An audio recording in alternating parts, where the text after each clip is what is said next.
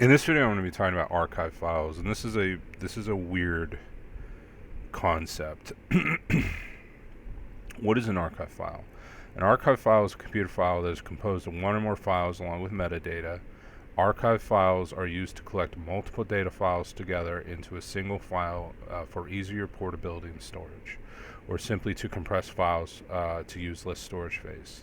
Archive files often store directory structures, error detection and correction information, arbitrary comments, and sometimes built-in encryption. So what really is an encryption file? What really is an archive file? An archive files are files that turn two files or a folder containing multiple files into one file. Now, if you don't know much about archive files, you're going to find that very strange and confusing. Why would you ever do that? Why would you bother? Well, basically it boils down to this. Why do people use archive files? And there's some very, very important reasons. But I want to state that I hope people appreciate these videos, because some of these videos take a lot of research, and sometimes you got to go through a lot of bullshit. So archive files exist essentially because of HTTP and the limitations thereof. In the previous video, I went over that there are certain limitations to HTTP that, in my opinion, gave rise to the need of an archive file. And this is why.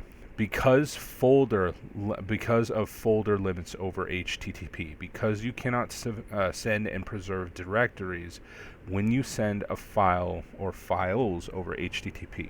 What that means, let's say I want to send music, right? And I have a directory, a file, whatever.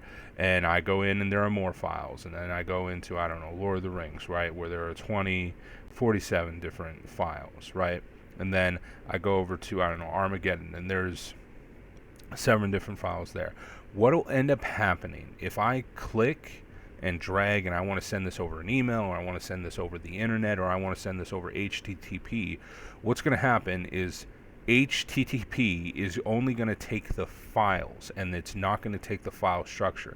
So that means if I have 500 individual music files in the music file, it's gonna take all those 500 files and then take it to the other computer, but it won't preserve the file structure. So when whoever gets the file on the other end, all he's going to get is 500 music files starting from beginning to end, but he won't get the file. He won't get these structures. So he won't know, they won't be organized into files. It'll just be 500 music files in a big long line, right? So that's what it means that it doesn't preserve the directory, right? It doesn't preserve the folder structure. Then there is another limit on HTTP, and that is HTTP only sends one file at a time, right? And so what that means is that if I sent music, right? If I sent music, it's going to send 500 files, and it's going to send it all one at a time, which will take a long time.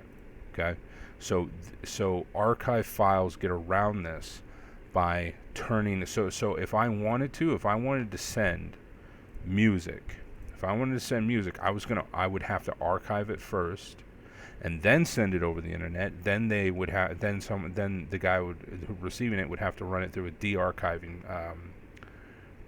Would have to extract it, run it through a de-archiving program, and then he could get everything. He could get all the music with all the file structure and all the navigation and blah da da da, right?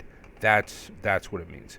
You have archive files because there are severe limitations on HTTP, which gives arise the need to archive files. 3.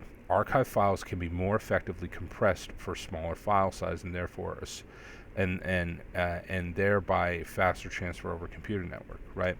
So I didn't know this, but let's go here, right?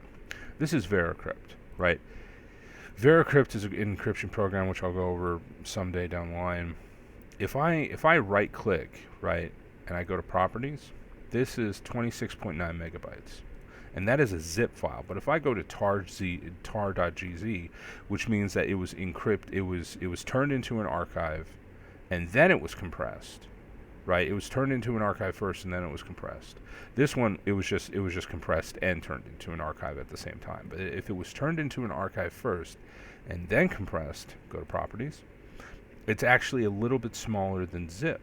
So another benefit of using archive files is that once you archive a file, it can be more effectively compressed for smaller file size, and therefore transfer and therefore a faster transfer over a computer network.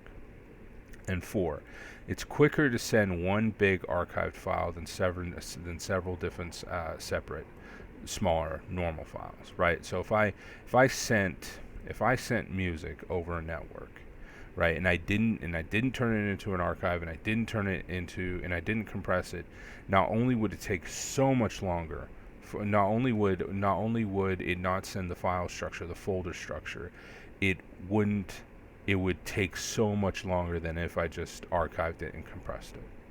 So that is what archiving is. That's why people archive files, and that's the important benefits of archiving things.